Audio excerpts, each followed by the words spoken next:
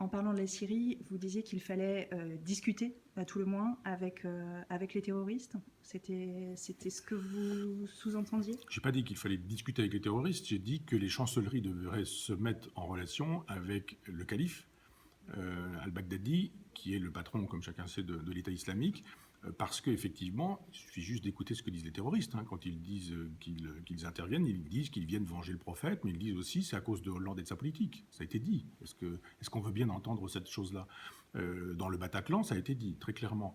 Donc ça aurait pu être aussi la politique de Sarkozy, puisque c'est la même. Et c'était aussi celle de Mitterrand depuis 1991. Il y a eu juste une parenthèse, ça a été Jacques Chirac, et le très beau discours de Villepin à l'ONU. Mais sinon, effectivement, on est dans une logique de guerre, nous, depuis des années. Et eux sont dans une logique de réponse du faible au fort, c'est-à-dire le terrorisme. Un gamin de 15 ans avec des bouteilles de gaz et une voiture peut aujourd'hui mettre la France à genoux alors que nous avons l'arme nucléaire. Il faudrait quand même qu'on réfléchisse à cette situation dans laquelle nous nous trouvons. C'est-à-dire que ces gamins, ils écoutent le calife. Si le calife dit « allez-y », ils y vont. Si le calife dit « on lève le pied, on n'y va pas », ils n'iront pas. Ou ils iront moins peut-être. D'autant que ce calife, on sait comment y accéder, puisque ce sont des pays amis de la France actuellement. La Turquie, le Qatar, l'Arabie Saoudite. Quand il s'agit de vendre des immeubles autour de l'Arc de Triomphe, on est très copains avec le Qatar. Et quand il s'agit de remettre une légion d'honneur à un prince saoudien, on est très copains avec l'Arabie Saoudite. Quand il s'agit de permettre à tous les autres pays qui sont, eux, en bonne relation avec l'État islamique, de continuer à être dans les bonnes relations avec l'État islamique, nous, on est aussi en bonne relation avec ces pays-là. Alors, est-ce qu'on ne devrait pas justement penser autrement les choses, estimer qu'il n'y a pas de bonne raison d'aller faire la police sur la totalité de la planète? Pourquoi, au nom de quoi la France va-t-elle faire la police en Afghanistan? Pourquoi on ne va pas la faire en Corée du Nord? Pourquoi on ne va pas la faire à Cuba? Pourquoi on ne va pas la faire en Chine, cette police? Parce qu'on sait très bien qu'on va se faire casser la figure. On fait la police dans des endroits où on sait très bien qu'on sera supérieur militairement parce qu'il s'agit de donner des cautions aux banquiers, aux fabricants d'armes, et qu'on ne touche pas à ces choses-là. On sait très bien que s'il n'y a pas de guerre, les marchands d'armes ne gagnent pas d'argent. Là, évidemment, si vous faites exploser des bombes, si vous avez des avions qui eux-mêmes explosent, si vous avez du matériel militaire qui est détruit et qu'il faut remplacer, vous allez faire la fortune des marchands d'armes, donc des banquiers, donc de tout l'argent sale de la planète. Donc on sait très bien que c'est ça qui se trouve derrière la guerre et derrière les guerres, et que ce n'est pas du tout les droits de l'homme. Les droits de l'homme, c'est juste la façade, c'est juste pour embobiner le téléspectateur ou l'auditeur qui va croire qu'effectivement on s'en va là-bas parce qu'il faut que la démocratie triomphe et qu'il faut en finir avec un dictateur.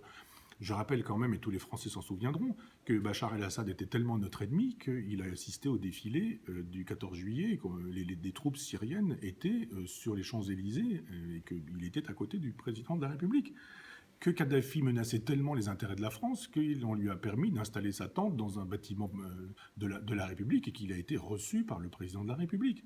Que Saddam Hussein était tellement notre ennemi, et il menaçait tellement la France qu'on lui vendait des centrales nucléaires et qu'il finançait même les campagnes de tel ou tel président de la République.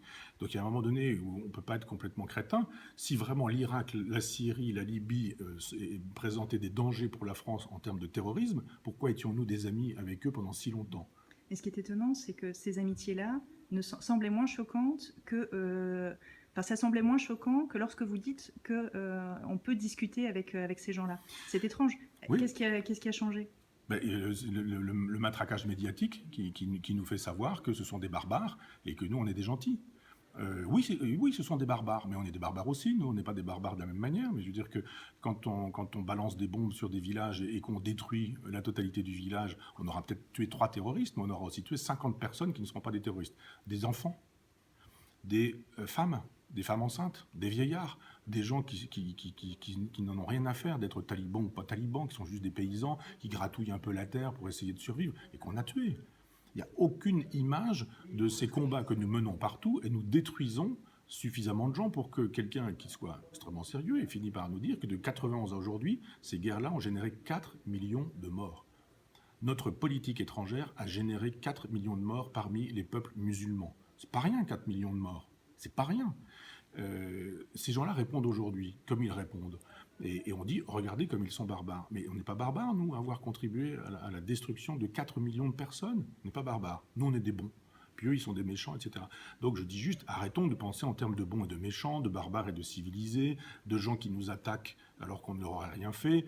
Je dis juste, prenons un peu de hauteur, faisons de la géopolitique, faisons un petit peu d'histoire, essayons de savoir pourquoi on en est arrivé là. Pourquoi des gamins de 15 ans aujourd'hui sont capables, avec des couteaux de cuisine, de semer la terreur en France? Où avons-nous commis une erreur? Je dis juste, c'est une question, que chacun réponde. Si j'ai tort, que chacun se fasse à lui-même la réponse à cette question. Si j'ai tort, alors d'où ça vient? D'où ça vient, ce qui fait qu'aujourd'hui, il y a du terrorisme dans nos rues. Pas bien sûr qu'on trouvera d'autres réponses, à moins que d'en appeler à Satan, au mal, au péché originel, ou à la barbarie, ou au fait que les musulmans seraient par nature des barbares, et autres bêtises qu'on entend parfois. Et il faut faire de la géographie, il faut faire de la géopolitique, de la géostratégie, de l'histoire, il faut avoir de la mémoire, et juste voir les causes, les effets. L'histoire, ça n'est jamais que ça, des séries de causes et d'effets. Quand on me dit, oui, mais le calife, Adolf Hitler, etc., je veux bien qu'on parle d'Hitler, si vous voulez. Mais Hitler en 1933, c'est presque trop tard. Hitler en 1939, c'est bien sûr trop tard. C'est-à-dire, il y a un moment donné où, quand il réarme la Ruhr, on sait très bien que c'est à ce moment-là qu'il faut intervenir. Donc il y a des moments où, effectivement, il faut intervenir. Mais il y a des moments en amont où on peut intervenir autrement que militairement. Et pour le coup, c'est la diplomatie, ce sont les services secrets. Et la politique, c'est ça. C'est pas un truc de gentil, la politique. C'est si vous m'aidez, je vous aide. Si vous arrêtez de m'ennuyer, j'arrête de vous ennuyer. Si, etc. C'est pas plus que ça. Veut-on, oui ou non, préserver les Français?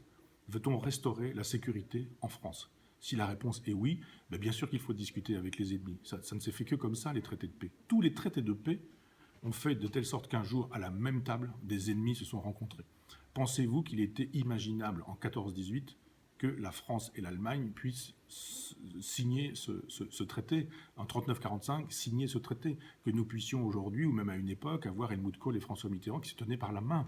A-t-on pu imaginer une seule seconde, avec la haine qu'il y a eu entre la France et l'Allemagne depuis très longtemps, mais au moins depuis 1870, au moins, on voit bien qu'on a fait la paix avec nos ennemis d'hier et que les ennemis d'hier sont devenus nos amis. Alors je ne dis pas que le calife doit devenir notre ami, je dis juste que dans une perspective de guerre planétaire, alors qu'il y a quelqu'un qui est le chef des armées, qui est le calife, qui a la possibilité de dire lever le pied sur la France ou accélérer le mouvement sur la France, il y a peut-être intérêt à avoir des missions diplomatiques qui nous permettront de recouvrer un peu de sécurité. Parce que quand on nous dit aujourd'hui la solution c'est de bombarder et il faut vous faire à l'idée qu'il y a 20 ans de terrorisme devant nous, ben, je ne suis pas bien sûr qu'on mérite d'être président de la République quand on n'a que ça à proposer aux Français.